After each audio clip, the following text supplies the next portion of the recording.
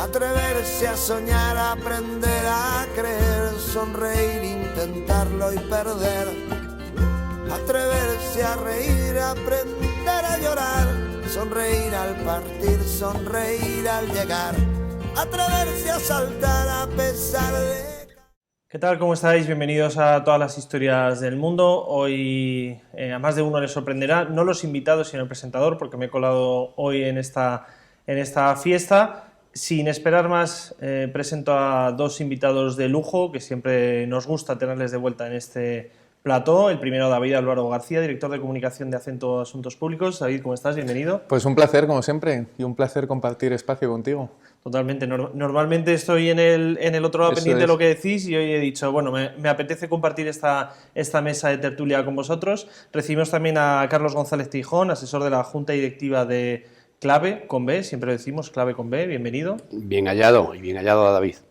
Y estábamos, comentando todos los temas que traemos preparados para el programa. Creo que lo mejor, porque hay alguno de ellos que es incluso para hacer un monográfico y dedicarle un programa más completo, pero lo mejor es que empecemos. Y estábamos, como decía, comentando antes del inicio sobre Nicaragua, David. Hemos tenido elecciones en estos días en Nicaragua, se han leído muchos titulares, repasaremos también algunas de las declaraciones se está hablando de autoproclamación, insultos desde Nicaragua a todo aquel que critique esas elecciones. Ponnos un poco en contexto lo que ha pasado. Bueno, yo creo que hay que empezar haciendo un matiz que no sé si es apropiado o justo hablar de elecciones, porque si tenemos el concepto clásico de elecciones, las elecciones son libres, son democráticas, son participativas y ninguno de estos adjetivos calificativos se producen en Nicaragua. Por lo tanto, uno se cuestionaría si hablar de elecciones o más bien de una especie de teatro pseudo-democrático, autoritario o totalitario. ¿Y por qué digo esto? Pues porque hay que poner un poco en contexto quién es Daniel Ortega, que es el presidente de Nicaragua, y cuál es la situación que ha vivido en este periodo electoral y que ha vivido en los años previos. Daniel Ortega es un tipo que ya fue presidente de Nicaragua entre el 85 y el 90. 5 años bastaron a los nicaragüenses para ver lo que era Daniel Ortega, que bebe ideológicamente, para que la gente se haga una idea, del comunismo tradicional, del comunismo clásico. No hablo de socialdemocracia, no hablo de izquierda, hablo de comunismo clásico, con esa concepción de a todo aquel que dice lo que yo pienso será premiado y todo aquel que sea discrepante pues será sacrificado. Tanto es así que uno de los lemas, de los leitmotiv en la vida de Daniel Ortega es el siguiente, y es literal, que dice al compañero, al amigo, plata, al indiferente palo y al enemigo plomo. Ese es el leitmotiv de vida de Daniel Ortega. Que podría sonar a serie de Netflix, pero no lo es. O sea, esto es la misma que eso se está viviendo. Eso es lo dramático de todo esto, ¿no? Que podía tener un tinte casi humorístico, berlanguiano o kafkiano, si queremos decirlo de alguna manera, pero el problema es que esto tiene una afectación en la vida cotidiana de los ciudadanos de Nicaragua. Entonces, con ese marco mental, pues él, como digo, gana las elecciones en el 85, en el 90 es desalojado del poder de una manera apabullante. Se suele decir que Daniel Ortega tiene más vidas que un gato, porque sobrevivió a las elecciones del 90, en el año 94 sobrevivió a un infarto que casi le cuesta la vida, en el año 98 salió misteriosamente o cuestionablemente indemne de una acusación de violación de su propia hijastra, con 11 años, y así sucesivamente. Ha sobrevivido a cuestiones tan deleznables como en el año 2018, es decir, antes de ayer, a masacrar, cuando digo a masacrar es literal, a más de 400 personas cuyo único delito era haber salido a la calle a manifestarse en contra de las decisiones del gobierno de Daniel Ortega. En cualquier país democrático del mundo, tú tienes una manifestación callejera y puedes confrontar, puedes argumentar. Daniel Ortega no, lo que decidió es sacar a la policía a la calle y acribillarles a balazos, matándolos a más de 400. Por lo tanto, esa es un poco la tónica de este gobierno y es bastante cuestionable. Y ahora te doy la palabra, Carlos, pero a eso que decías de las propuestas, en las protestas que empezaron en abril de 2018, hubo muchísimas muertes. De alguna manera, pues bueno, ellos pueden intentar justificar con no hubo revueltas, se pelearon entre ellos, pero ha habido, en concreto un asesinato que me llamó mucho la atención, porque Ángel Gaona, periodista, la Fiscalía General lo que cogió es culpó a 2 jóvenes que había por allí y dijeron, oye, vosotros 2 a la cárcel.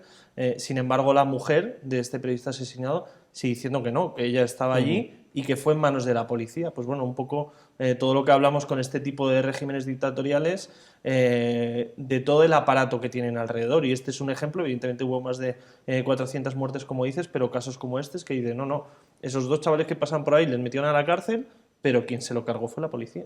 Bueno, tanto es así que insisto, que es la tónica general de este gobierno, ¿no?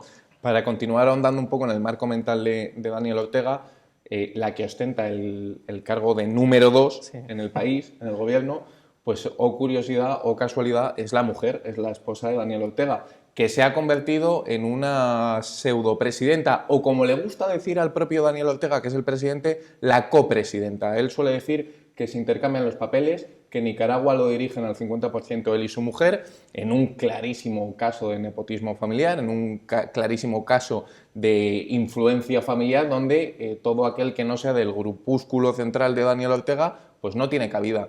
Y insisto, tanto es así que en estas elecciones que se han celebrado esta semana, pues bueno, la participación ha sido muy baja, no ha llegado prácticamente al 65%, y no ha llegado al 65% pues por una cuestión muy sencilla, y es que la oposición, independientemente de la ideología que tengan en el seno de la oposición, ha sido laminada.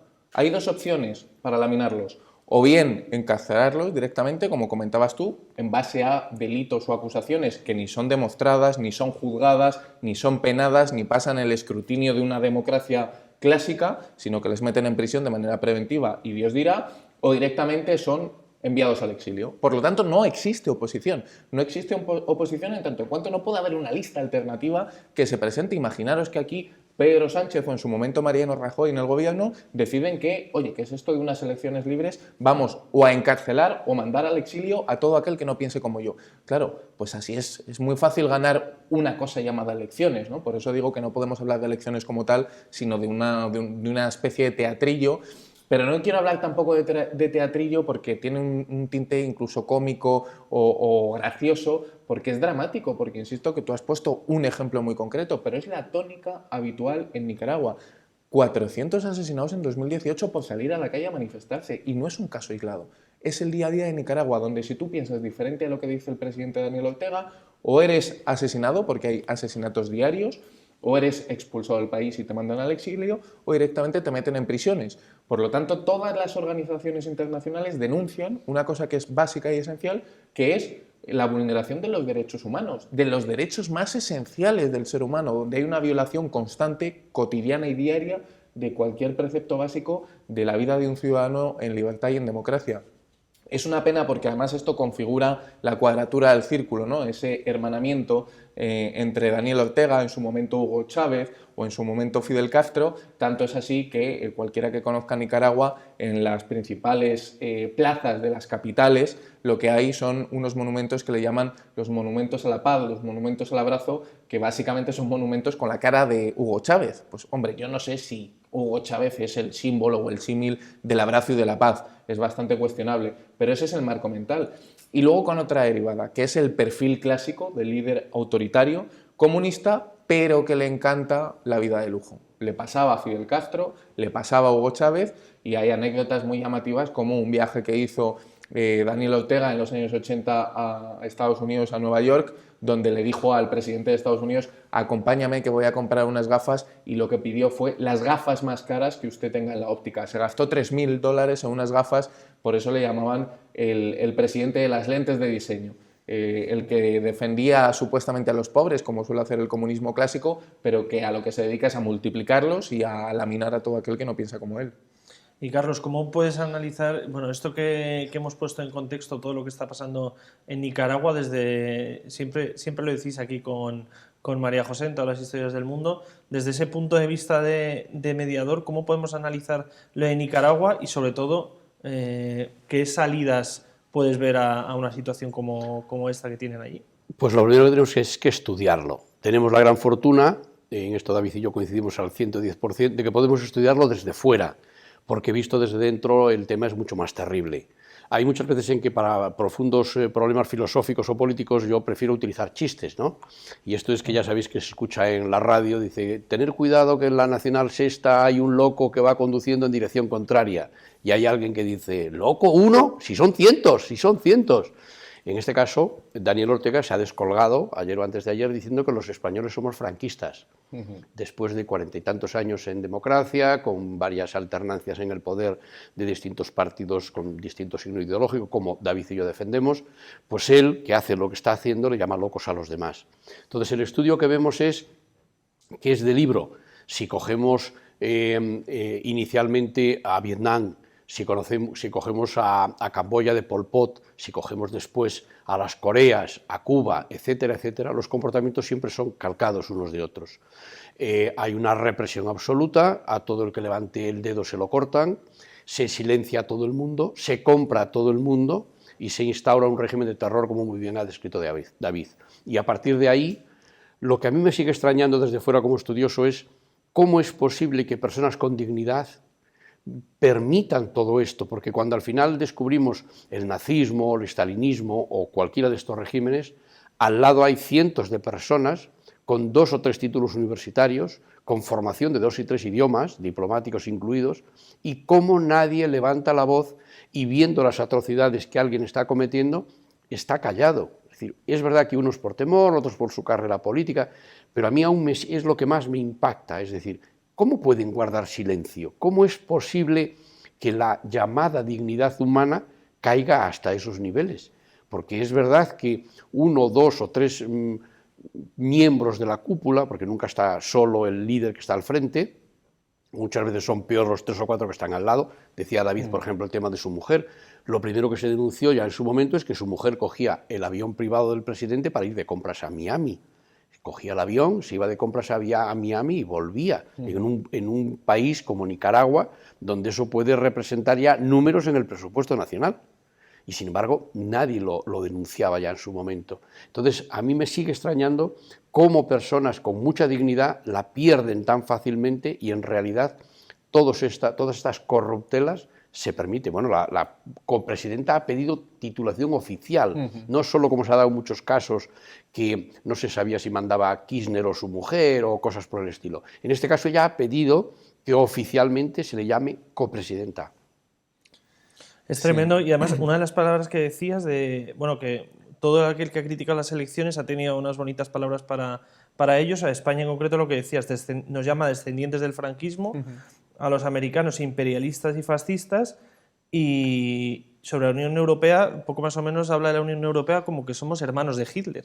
Dices, bueno, estamos en 2021, ¿de qué estamos hablando? Esto es tremendamente llamativo porque todo esto que acabas de describir podíamos atribuírselo a Hugo Chávez en su momento, a Fidel Castro, a Daniel Ortega, a los antiguos líderes de Ecuador, a los antiguos líderes o actuales líderes de Perú. Es decir, hay un movimiento que emprendió Hugo Chávez, que era el mal llamado socialismo del siglo XXI. Digo mal llamado socialismo del siglo XXI porque es una manera, es un eufemismo de determinar el comunismo autoritario de toda la vida, ¿no? Donde, curiosamente, programas como este que estamos haciendo, donde personas de diferentes perfiles dan su opinión de manera libre, no se pueden producir en sus países. En Nicaragua un programa como este sería utópico, sería imposible. O inmediatamente después de que grabásemos aparecerían unos policías y nos llevarían a una celda de castigo y nuestras familias no sabrían nada de nosotros en los próximos años, si es que nos vuelven a ver con vida. Entonces es auténticamente dramático. A mí no me preocupa tanto que este tipo de dictadores, porque en mi opinión, y en base, ya no es una cuestión de opinión, en base a los criterios clásicos de la ciencia política que determinan la definición de dictador, un señor como Daniel Ortega cumple todos y cada uno de los parámetros de dictador. Estamos viendo en imágenes los centros de votación, el Consejo Superior Electoral, el Centro Nacional Electoral, que existe en todos estos países, no es un instrumento independiente, sino que está puesto por el presidente. Por lo tanto, oye, si quien está encargado de contar los votos y de supervisar que el proceso es independiente es la mano derecha del presidente, pues ahí no existe ni objetividad ni imparcialidad. Pero lo preocupante no son, como decía, las declaraciones, lo preocupante es la actitud de aquellos a quienes van dirigidas esas declaraciones. ¿Y qué quiero decir con esto? Quiero decir que España, y lo he dicho muchas veces en este programa, tiene un deber moral con Latinoamérica. América Latina es el puente entre la lengua castellana, entre el español, con un continente como es el iberoamericano, donde hay cientos y millones de hermanos que comparten cultura, que comparten idioma, que comparten costumbres, y en muchas ocasiones, ante los problemas de Latinoamérica, España parece que tiene una venda en los ojos o directamente intenta mirar hacia el otro lado del mundo. Y yo creo que España debería poner sobre la mesa su posición de liderazgo en la comunidad iberoamericana y demostrar y tener un compromiso firme con todos aquellos países donde se vulneran, como estoy diciendo, derechos básicos de libertades, la libertad de prensa, la libertad de voto, y no siempre sucede. Lo vemos en Nicaragua, lo vemos en Cuba, lo vemos en Venezuela, lo vemos en Perú, lo hemos visto en Ecuador y en tantos y tantos países. Y me preocupa mucho eso, y además me preocupa muy mucho la posición de la Unión Europea. Estamos acostumbrados a declaraciones de dirigentes de la Unión Europea. Hay, esto ya es para nota, como se suele decir, pero hay una broma facilona que hay en Bruselas, en todos aquellos que trabajan en organizaciones dependientes de la Unión Europea, que es utilizar siempre la frase de tremendamente consternado. Cada vez que hay un problema, da igual que hablemos de el volcán en La Palma, que hablemos de los conflictos en la frontera con Polonia y su país vecino, que hablemos de la inmigración o que hablemos de la falta de hortalizas en el Levante español, que la Unión Europea siempre va a decir estamos tremendamente consternados. Bueno, pues yo creo que ya es hora de dejar a un lado las palabras, el tremendamente consternados, e ir a los hechos. Porque si algo nos ha demostrado la Unión Europea es que como entidad supranacional no sirve para nada esa clásica idea de sanciones económicas. Mire, es que implantar sanciones económicas a países como puede ser Nicaragua, como puede ser Venezuela o como puede ser Cuba, donde tienen materias primas muy poderosas y donde tienen un sistema ultracapitalista y mercantilista en el que entre ellos se van beneficiando económicamente, pues no sirve de nada. No sirve absolutamente de nada. ¿Qué problema es las sanciones económicas? Es como cuando le imponemos sanciones económicas a China. Oiga, China se mofa de todos ustedes cada vez que le implantan sanciones económicas, y lo mismo hace Daniel Ortega. Entonces yo creo que hay que hacer algo más. Con esto no estoy diciendo que haya que emprender esa especie de política exterior que se llevó en la segunda década del siglo XX de conquistar países imponiendo presidentes que son amigos tuyos. No, ni mucho menos. Pero trascender el tremendamente preocupado, consternado, trascender las sanciones económicas y hacer política de altura e intentar que haya democracia en los países que tienen un legado y un vínculo con Europa y con España fundamental.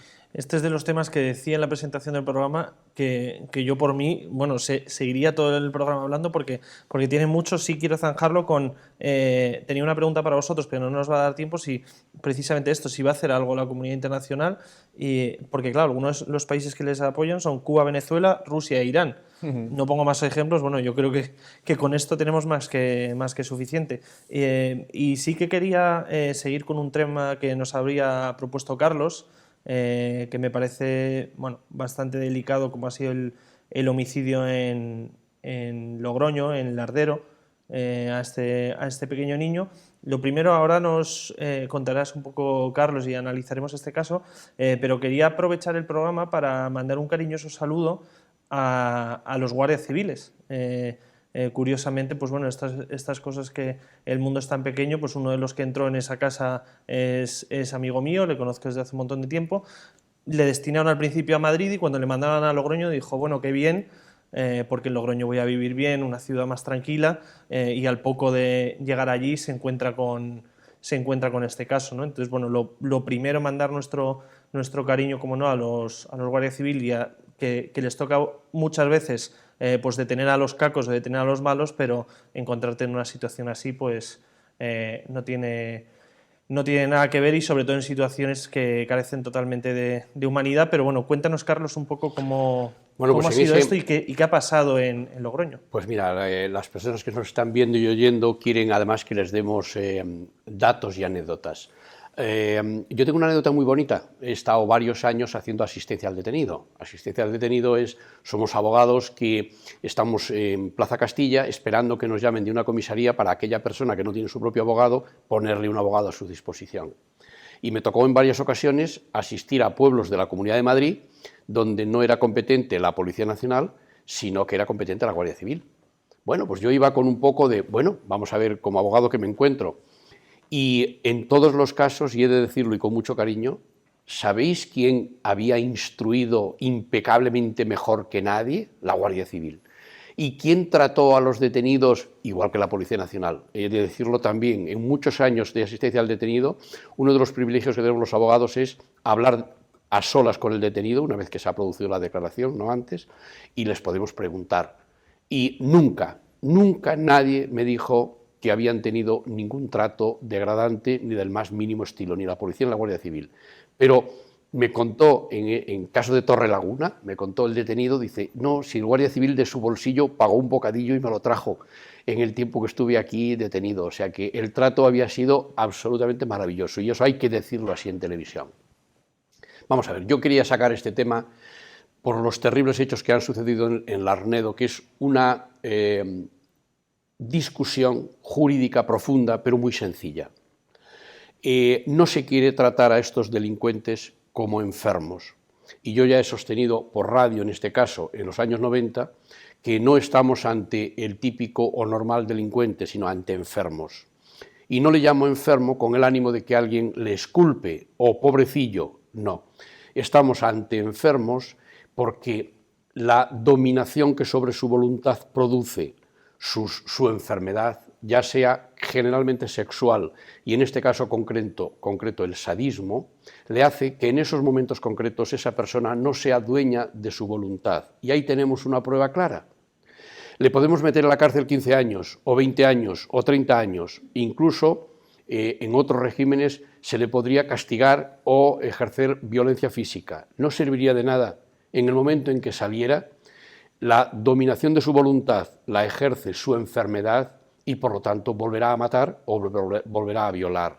¿Qué debe hacerse en estos casos? Muy sencillo, que 3 médicos certifiquen por mayoría de 2-1 que está curado. Y mientras no certifiquen esos médicos que está curado, esta persona no puede salir a la calle. No puede cumplir 10 años de cárcel, ni 20 años de cárcel, ni 30 años de cárcel, porque no servirá de nada. En el momento en que salga, y además está contado, ha tardado en ambos casos 1 año. Al año ha vuelto a realizar una barbaridad. Y si se le dejase salir, al poco tiempo, a los pocos meses, volvería a realizar otra barbaridad. Estas personas no pueden estar en la calle, tienen que ser tratados como lo que son, por servicios médicos, como enfermos, y solo en el caso de que 2 de 3 psiquiatras o otro tipo de médicos certificasen que está curado, podría salir a la calle, porque su enfermedad le hará que los castigos físicos o la reclusión jamás le obligarán a cambiar de conducta.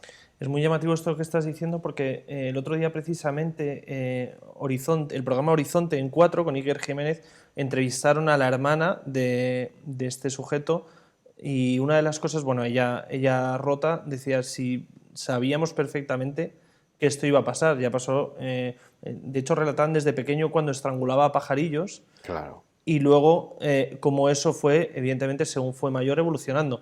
Primero en el 89, si no me equivoco, que le condenaron después en el 93, luego en el 98, y lo que dices, en el momento que ha salido a la calle, pues ha tardado 1 año. No sé si querías comentar algo al respecto de este crimen, David. Bueno, yo creo que lo llamativo de esto y lo que nos debería hacer pensar, que es algo que no pensamos cada uno de los ciudadanos en nuestra vida cotidiana, es un hecho evidente, que es que el mal existe. El mal existe. Hay gente que es mala por naturaleza, que no está equilibrada, como bien apuntaba Carlos, y que es un peligro para la sociedad. Yo, como siempre, intento dar el enfoque un poco más centrado en instituciones públicas y en los gobiernos. Yo creo que en este tipo de casos lo que hay que explicar son 2 cosas. Por un lado, que por suerte y gracias a Dios son casos puntuales, excepcionales, lo que pasa es que generan un eco mediático tremendo, lógicamente, por la gravedad de los hechos, pero tenemos muchos casos mediáticos sobre la mesa. Las 2 pobres niñas asesinadas en Canarias por su padre hace escasamente 1 año, el caso de Jeremy, el pececito en Almería, el caso de Marta del Castillo, el de Córdoba, infinidad de casos que acaban siendo muy mediáticos. La clave de todo esto es que las instituciones sean capaces de dar respuesta a los problemas que existen, aunque sean puntuales. Y yo creo que ahí uno de los aciertos que hemos vivido en los últimos años es la implantación de un mecanismo como es la prisión permanente revisable, ¿no? Para que tipos como este, auténticos psicópatas enfermos o directamente asesinos, no puedan salir a la calle con total libertad y con total impunidad, porque son perfiles de gente que va a volver a cometer cualquier tipo de delito cuando salgan. porque no están preparados para vivir en comunidad, porque no tienen habilidades sociales y porque yo no soy psicólogo ni analista forense, pero desde luego es evidente que algo no funciona bien en sus cabezas y por lo tanto no pueden estar conviviendo en comunidad.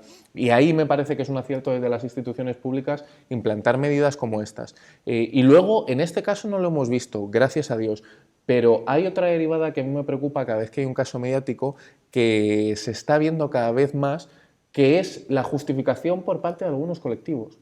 Lo vimos en el caso de Ana Julia, cuando asesinó al hijo de su novio, cuando algunos colectivos o algunos opinadores o líderes de opinión decían, bueno, es que a ella se la está acusando simplemente por su color de piel, se la está intentando discriminar, no es tan mala. O en el caso de las pobres niñas asesinadas por su padre en Canarias, que había gente que escuchabas que justificaba algo le habrá hecho ella. Yo creo que hay que hacer un llamamiento a la honestidad, al sentido común y a que desde luego la gente no se deje llevar por el calentón o por los impulsos viscerales, que en muchas ocasiones es tremendamente complejo. Pero en este caso no lo hemos visto, pero sí en otros previos. Por lo tanto, yo lo que siempre digo en este tipo de situaciones es tranquilidad, dejemos actuar a los cuerpos y fuerzas de seguridad del Estado, que tú bien sabes a través de tu amigo que son ejemplares, que tenemos la fortuna en España de contar con unos cuerpos y fuerzas de seguridad del Estado que son admirables, que trabajan de manera increíble y que la gente no se deje llevar por ese sentimiento de las vísceras. Para entender un poco, bueno, ya hemos hablado un poco de este personaje y yo creo que le hemos conocido mejor, pero sí que leíamos y veíamos, Carlos, que tenía su piso, su casa, además estratégicamente situado entre el colegio y el parque, en esta localidad de Logroño, en la que después asesinó a este chico, Alex, con 9 años. Y hay mucha gente que se pregunta, estaba hablando David de la prisión permanente revisable, pero hay mucha gente que se pregunta, ¿y por qué le han concedido el tercer grado? ¿Por qué le han dejado salir? Bueno, porque precisamente esto es un problema que raya un poco lo ideológico. Hay formas de pensar y hay gente que piensa que este tipo de personas, o castigándolas, como se hacía antiguamente, o simplemente teniéndoles en prisión, habrán aprendido de lo mal que han hecho. Yo sostengo, como jurista, que estas personas tienen varios cables pelados dentro de la cabeza y, por lo tanto, es un problema de psicobiología. Es decir, son personas que no están bien. Y el bien lo utilizo desde el punto de vista de lo que cualquier persona podemos entender como una persona equilibrada. Si tú a un niño comete algo y le pones un castigo, simplemente no sales el fin de semana o te quedas sin caramelos o sin chuches y él le duele, pues va a intentar a la próxima no romper de nuevo el jarrón de la abuela. Pero si a él no le duele o el dolor que le infringes no les lleva a cambiar de conducta, de nada sirve que hagas con él lo que creas conveniente en cuanto a castigo. Por lo tanto, a este tipo de personas, como las personas que se excitan sexualmente ante el dolor de una mujer, porque hace falta, tenemos que reconocer como hombres que somos los tres, que hay algo falla, ¿no? Porque te puedes excitar de una mujer su cariño, sus gestos, el trato con ella, pero excitarte de una mujer cuando está chillando, por favor, déjame en paz, es que esa persona está enferma, es una persona que su cabeza no funciona bien. Y por lo tanto, no se trata de prisiones, de tiempo de prisión permanente revisable, no revisable, que es un concepto para otro tipo de gente. Este tipo de gente son personas que su cabeza no funciona bien y por lo tanto lo único que podemos hacer es tratarlo como tal, apartarlo de la sociedad porque no se puede controlar. Es una persona que no se puede autocontrolar y no sirve de nada los castigos que le impongamos. Y por ello deben ser tratados de una forma diferente. Es un tema casi ideológico de raíz de entender que hay personas que sí son recuperables para la sociedad en todos nuestros criterios cristianos y hay personas que, es duro decirlo, pero no son recuperables para la sociedad. Es decir, hagas lo que hagas con ellos, nunca se darán cuenta de que lo que hacen está mal, y está mal por los efectos que produce, es objetivo, como muy bien ha dicho David, el mal existe por los efectos que produce, y sin embargo ellos no son conscientes de ver esos efectos, y por lo tanto tenemos que, incluso con dolor de corazón, decir, no, tú estás mal de la cabeza y por lo tanto tú no puedes vivir en sociedad. Tendrás que vivir en un lugar apartado, sin castigo de ningún tipo, porque el castigo no le va a servir para nada, no le va a hacer modificar su conducta. Y me hacía gracia antes que lo comentaba David sobre los políticos cuando hay pues situaciones como la de Nicaragua, y yo lo tenía apuntado para comentarlo precisamente por este homicidio, y de otros temas ya lo habéis tratado en el programa, que en cuanto sucede algo así y salta la noticia, ya las agencias de comunicación lo están publicando, ya empezamos a ver los tweets de diferentes representantes políticos, pues bueno, en este caso apoyando a la familia, o bueno, pero de alguna manera yo quería plantear esto aquí, decir, ¿de qué sirve en casos así un tuit de un político o de alguien de la familia de no os vamos a dejar solos? ¿Por qué se producen este tipo también de, no sé si de estrategias de comunicación dentro de los partidos? Porque he visto más de uno y no sé si les ayuda para algo, pero desde luego de la sensación desde fuera es como que no, en un caso así además más en concreto, que como que no viene a cuento que pongan un tuit o salgan a hablar en ese momento preciso para copar titulares. Bueno, además yo creo que hasta por una cuestión de lógica aplastante, ¿no? Cualquier ser humano entiende que en una situación como esta todo el mundo transmite su pena. No hace falta que salgas públicamente, seas el presidente del gobierno, el presidente de una comunidad autónoma o un dirigente político cualquiera. No hace falta que salgas a trasladar tu pésame porque se presupone que si eres una persona normal, pues trasladas tu pésame. El problema es ese cortoplacismo que suele haber en este tipo de situaciones. En este mismo programa, hace no muchas semanas, hablábamos de la situación que vive la gente afectada por el volcán de La Palma o la situación que vivieron en Lorca hace unos años después de aquel seísmo. El problema está en el abandono posterior y yo creo que la inmediatez de poner un tuit pues, puede parecer obligado en la dinámica comunicativa que nos movemos, pero lo importante es mantenerse en contacto y en este caso no generar expectativas de cosas que no puedes cumplir, porque a ese familiar, a esa familia nadie le va a devolver a su hijo, a su hija, a su sobrino o a su nieto, pero sí estar cerca y dar apoyo. Como aquí no nos duele decir programas o espacios de otros medios de la competencia, hay un documental tremendamente bueno que se ha estrenado hace pocos días en Netflix sobre Marta del Castillo, donde esto mismo se ve. Se ve como el presidente del gobierno en aquel momento, que era Zapatero, se ve en la Moncloa con los padres de Marta del Castillo y cómo el líder de la oposición va a casa de los padres a dialogar con ellos y ambos mantienen un contacto periódico con la familia para intentar implementar mecanismos en la administración pública para que esto no vuelva a suceder o que por lo menos, como bien apuntaba Carlos, este tipo de perfiles estén lo más aislados de la sociedad, porque insisto que es continuo y sucede cada cierto tiempo. El último caso que tuvimos, el de Noelia Domingo, que en la Fundación Jiménez Díaz apuñaló a una compañera de trabajo y hemos vuelto a ver cómo nada más salir de las instituciones psiquiátricas en las que se encontraba, pues ha vuelto a hacer exactamente lo mismo. Es muy difícil porque en tanto en cuanto existe el ser humano, existe la maldad. Es como los accidentes de tráfico, nunca vas a tener 0 accidentes de tráfico. Lo que las instituciones públicas tienen que hacer es intentar minorar el porcentaje de accidentes. Pues lo mismo sucede con este tipo de casos tan deleznables y escabrosos. Las instituciones públicas lo que tienen es la obligación de generar los mecanismos para que sucedan en la menor medida posible, sabiendo que el peligro cero nunca existe.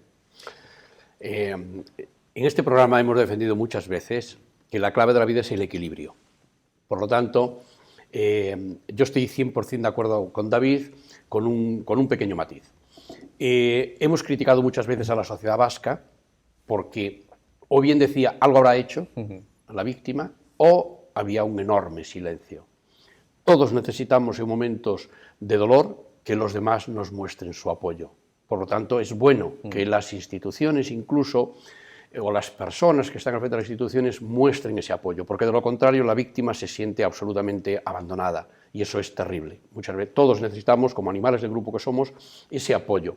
El problema es el equilibrio, el problema es si tú utilizas el momento para, como ahora La Palma está abre todos los telediarios, pues ya lo hemos criticado en el último programa. Yo me voy, me parece que es la 6º o 7º viaje a La Palma, pues no sé, yo entiendo que el presidente del gobierno puede con una llamada telefónica que atiendan con fondos a esas situaciones o que personal determinado atienda a esas situaciones, no hace falta él ir 5 veces allí, ¿no?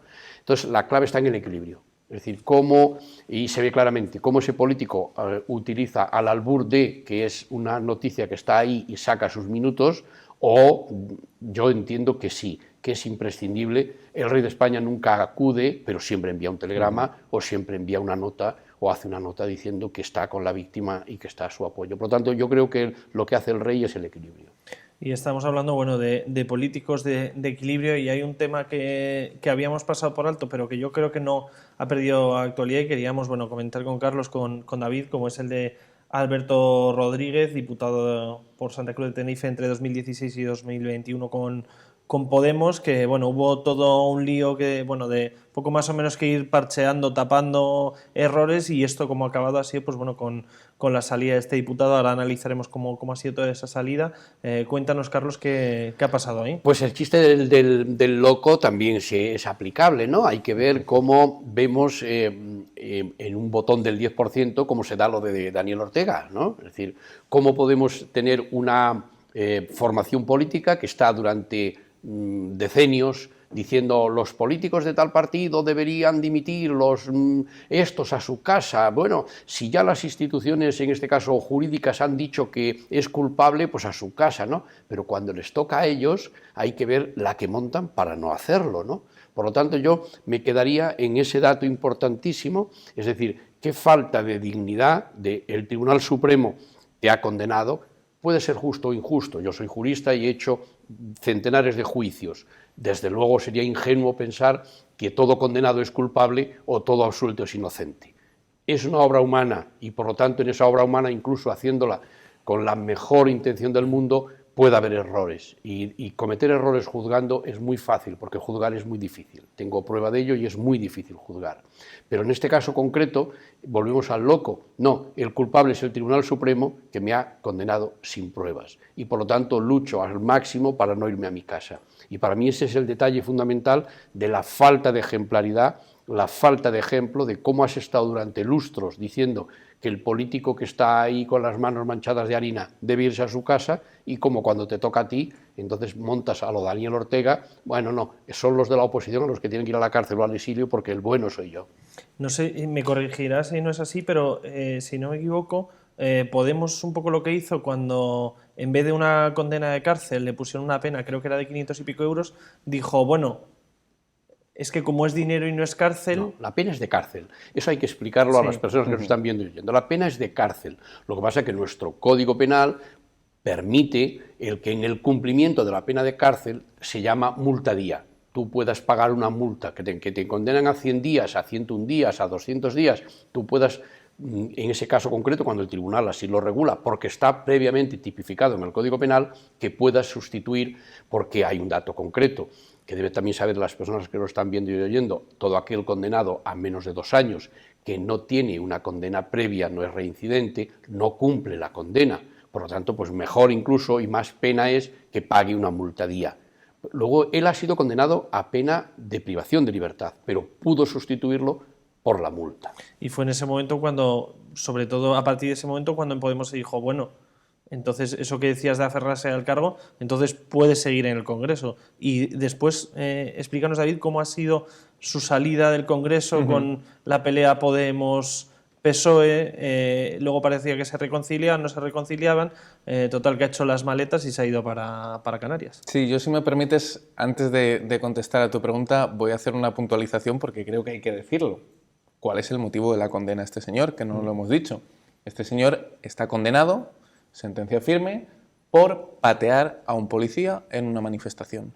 Antes de ser elegido diputado, él va a una manifestación y, según el testimonio de un policía, y así teóricamente se demuestra en el juicio, este señor, diputado de Podemos, patea a un policía, agrede a un policía. Es decir, no estamos hablando de un delito financiero, que no le estoy quitando importancia, es otro tipo de delito, es una agresión física. Patear a un policía, además no es a cualquier ciudadano, es a un policía, una autoridad que además va identificada, uniformado, con su número de placa, y él, siendo consciente, le patea.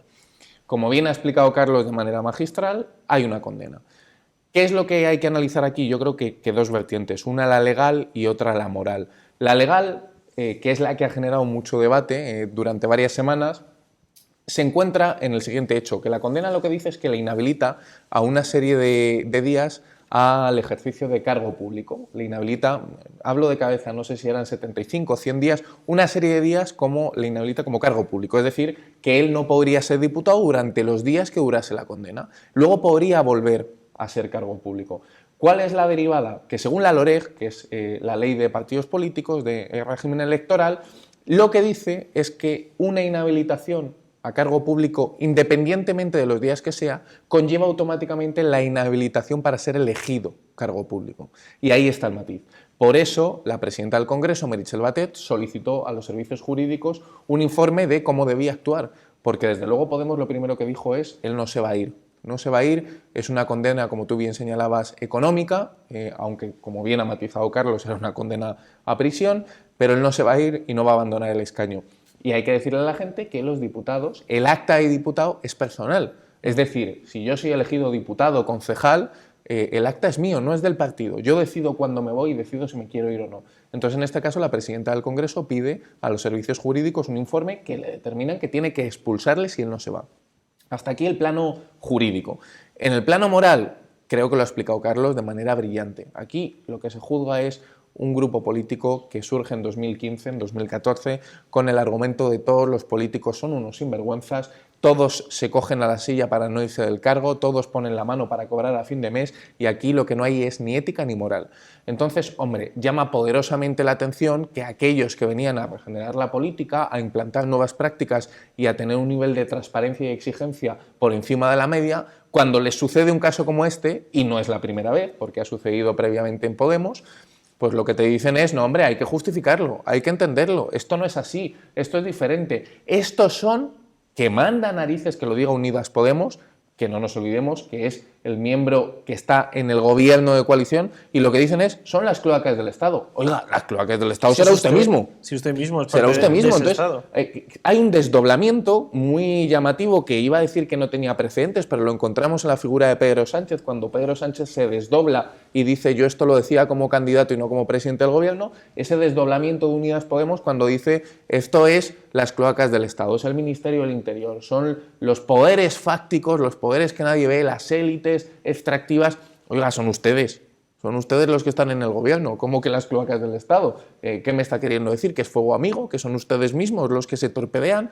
No tienen ni pies ni cabeza. Entonces, desde el punto de vista moral, pues hombre, aquel que venía a cambiar la política y a ser más transparente y más exigente, este tipo de actuaciones pues te deja un poquito en mal lugar. Y luego ya para terminar, lo que sí que ha sido un tanto de telenovela, ya no sé si latinoamericana o turca, tal y como está el panorama de las telenovelas, pero llamativo es que de inicio sale todo el grupo de Unidas Podemos diciendo vamos a defender al pobre diputado, después dicen, bueno, que va a ser solo el diputado el que se va a defender, y es que al final el diputado no pertenece ya ni a Unidas Podemos.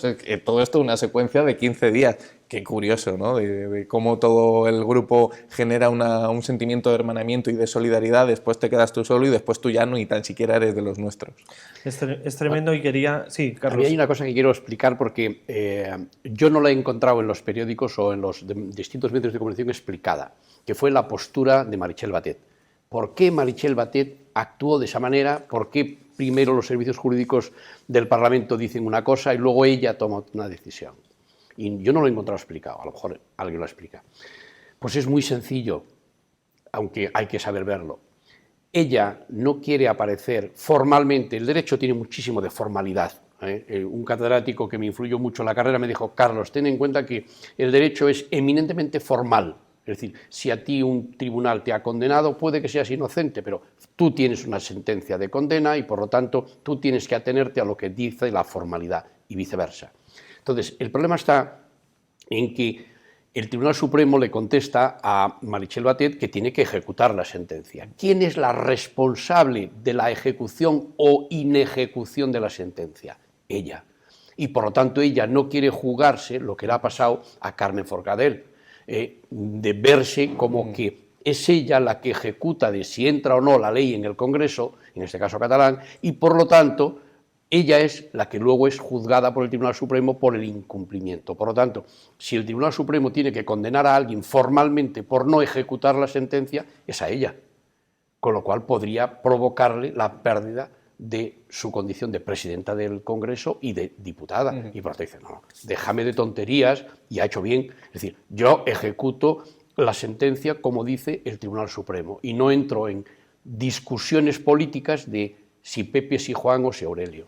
Pues da gusto este matiz, porque yo iba a decir que creo que no lo he oído, no lo he leído en ningún lado de este caso, con lo cual, bueno, que Carlos nos lo pueda decir aquí es todo un lujo. Y nos quedan apenas 5 minutillos de programa, pero sí quería tratar con vosotros un tema que parece que nos estamos volviendo locos, que estamos en el confinamiento y que el papel u otras cosas está empezando a escasear en los supermercados, porque la gente está hablando de un gran apagón, de un desabastecimiento, que nos vamos a quedar sin luz, que vamos a vivir poco más o menos que con la vela en casa, que realmente qué hay de cierto en esto, David, y nos vamos a quedar a oscuras o no, que al final es lo importante. Pues mira, esta misma pregunta me la hacían hace unos días un familiar mío de ¿tenemos que comprar linternas o no? ¿Qué hacemos? ¿Qué hacemos? Bueno, yo les digo lo mismo que les dije a mis familiares, no hace falta comprar linternas. Esto viene un poco de un alarmismo concatenado con varias situaciones que parece que no son, no están conexionadas, pero luego sí, que es que el gobierno de Austria dijo hace poco que la cuestión del gran apagón, una ministra del gobierno de Austria dijo que la cuestión del gran apagón no es si se va a producir o no, sino cuándo. Además, la ministra de Defensa. Dando por hecho que esto iba a suceder. Sí. Bueno, hay que contextualizar, ¿no? Hay, como decía, varias derivadas. Por un lado, es un hecho evidente que, por ejemplo, faltan microchips en la automoción. Cualquiera de los que nos está escuchando, si va a comprar un vehículo nuevo, pues tardará 6, 9, 12 meses en tener el vehículo. Por eso hay un mercado en crecimiento de segunda mano. Luego hay otro problema, que es el sistema energético. Sabemos todos, cualquiera que tenga electricidad en su casa, que somos todos los ciudadanos de este país, el precio al que está la electricidad en este momento. Con otro condicionante, la cuestión del gas. Hay uno de los gasoductos que pasa por Argelia que está en conflicto y que puede generar desabastecimiento en algunos lugares. Hay que decir que Austria no es España. España es un país con una capacidad de atracción marítima tremenda, tenemos muchos puertos, por lo tanto, si escasease el gas, en este caso concreto, podríamos traer gas de otros países a través de las vías marítimas, cosa que Austria no, que es un país sin salida al mar. Y luego lo que hay, como bien decía al principio, es mucho alarmismo. Porque es cierto que hay cuestiones que se pueden producir. En España ya en el año 2008 hubo una crisis no tan trágica como la que se está pintando, pero hubo una crisis que los que tengáis memoria os acordaréis que fue provocada por una huelga de transportistas, por el incremento de los precios de los carburantes y empezó a haber desabastecimiento en muchos sectores, en el alimentario, las gasolineras estaban llenas, la gente hacía acopio y esto se solucionó con que el gobierno lo que mandó a la calle es a 25.000 guardias civiles a detener los piquetes. Ahora mismo puede producirse algo igual, porque cualquiera de ustedes que hable con un agricultor, el agricultor lo que te dice es: tengo la electricidad por las nubes, no hay camioneros. España es el quinto país de toda la Unión Europea con más demanda de camioneros. Faltan camioneros, se calcula que faltan 15.000 camioneros en España. Por lo tanto, no tengo quien me transporte las mercancías y los que hay me están incrementando los precios. Si a eso le subimos el precio de las materias primas, algunas que vienen de fuera, ¿en qué se traduce eso? En incremento de precios. Es la ley de la oferta y la demanda, se incrementan los precios, la gente tiene menos acceso y hay problemas de abastecimiento. Dicho esto, no hay que ser alarmistas, hay todas las garantías, en mi opinión, para que podamos tener suministros. ¿Faltarán cosas en Navidades? Pues posiblemente productos tecnológicos, porque hay una gran dependencia en el mercado hacia países como China. Puede ser que a alguien le falte, a Melchor, Gaspar o Baltasar, le cueste encontrar más algún juguete esta Navidad, pero va a quedarse ahí, no va a haber un gran apagón, no va a producirse saqueos callejeros, no va a haber pillajes y desde luego no vamos a estar con velas en casa. Carlos, en titulares que estamos acabando respecto a esto, no sé si eres de los que ha empezado a comprar alimentos no perecederos por si acaso. Estoy totalmente de acuerdo con David.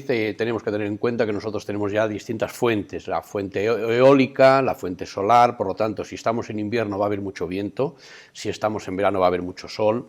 ¿Que pueda darse algún día algún corte por algún problema técnico concreto? Sí, pero apagones no. Es decir, puede haber un problema de desabastecimiento en una ciudad a través de red eléctrica, que es la que conduce toda la energía eléctrica en España, en una ciudad, porque todo esto está absolutamente compartimentado, igual que si fuesen redes de carreteras. He hecho mediaciones con red eléctrica y los ingenieros me explicaron cómo funcionaban estos tinglaos.